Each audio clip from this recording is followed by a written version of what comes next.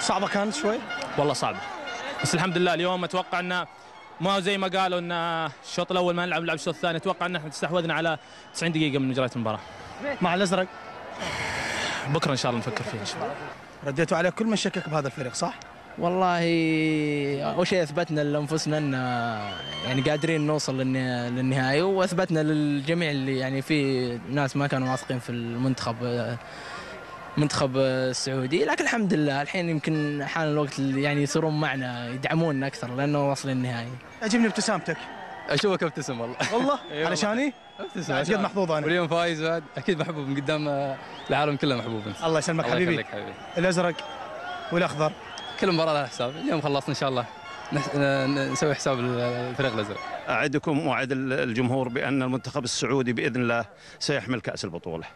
يقول لك اليوم الفرحه فرحتين، فوز السعوديه يعني الافراح بالسعوديه اقصد فوز قطر. نعم صدقت.